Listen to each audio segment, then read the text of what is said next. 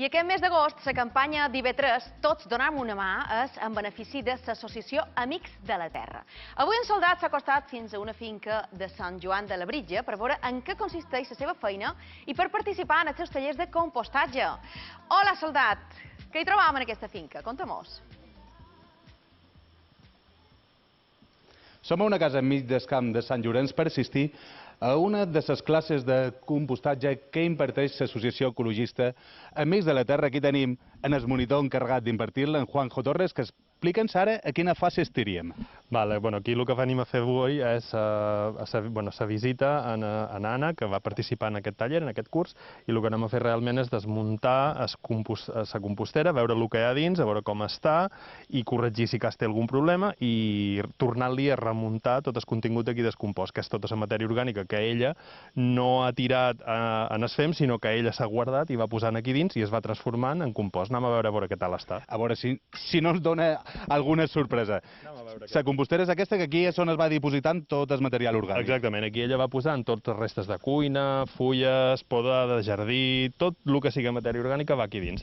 I en su temps, amb una mica, i com es sol dir, amb el procés quan funciona, això es va convertint en compost. I dona'm esbocar-ho. Anem a veure què tal ho té, que segurament haurà fet molt bona feina. Ai, perdona. Nana és ella, que és una de les participants en els tallers de compostatge d'Amics de la Terra. Durant quant de temps s'ha acumulat tot aquest material? Això no és molt de temps. 6 mesos. 6 mesos. 6 mesos, sí.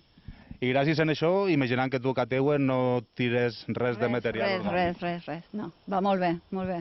Eso da un poco de asco. Com que los bichos que salen ahí. Com que et dona fàstic? Si això és una manera excel·lent de reutilitzar tot el material. Lògicament aquí, ella diu, sempre el que fa la feina de compostar-ho, de transformar la matèria orgànica, justament són tots aquests bitxets, la microfauna que hi ha aquí dins, que segurament en veurem un munt, ja veureu. Anem ara a desmuntar, si us fixeu, veiem aquí les capes que ella ha anat fent. Aquí és el material més recent, de la cuina, per exemple, fixeu, hi ha restes de meló, ous, fulles, les escloves d'ou, etc. I ara el que anem a fer és van fent per capes, i aquestes capes darreres, el que anem a fer, alerta, que ho vaig a tirar-ho cap aquí, i a veure, perquè això ara el que hem de fer és remoure-ho. Hem de, una mica, el que és, i mireu, aquí, com podeu comprovar, aquí es veu que això du més temps, la part que estava més avall, tot això ja s'ha transformat en compost. I el que deia ella dels bitxets, per exemple, això són unes petites larves que aquí a Eivissa... A veure, ensenya-m'ho-les. Sí, això es diuen gallinorbes, que això simplement és la larva d'un escarabat. Molta gent pensa que és dolent, però tot el contrari, aquí dins el compost el que fa és menjar molta matèria orgànica, transformar-la justament en això. I això realment és un dels millors materials que podeu posar. Ostres, mira quin fart de cucs. Mireu. No és sempre que s'atròpiguen, tot depèn de moltes vegades la mescla de material que hi facis. En aquest cas, si s'hi posen una mica de fems i de més, fems d'animal, és comú i habitual que aquests escarabats posen els ous dins aquests fems i llavors els trobam aquí dins la compostera.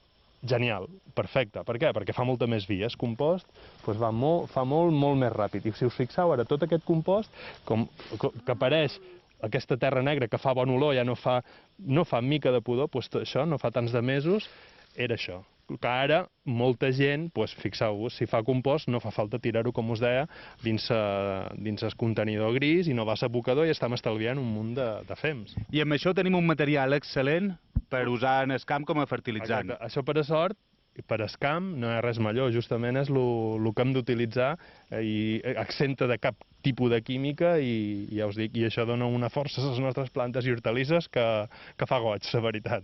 I si esteu interessats, el grup ecologista Amics de la Terra Eivissa porta a terme regularment diversos tallers de compostatge domèstic. Nosaltres ara anem a conèixer també el grup Amics de la Terra de Mallorca, que ha publicat una guia en 90 establiments de productes locals. Han passat pel Mercat Ecològic de la plaça dels Patins.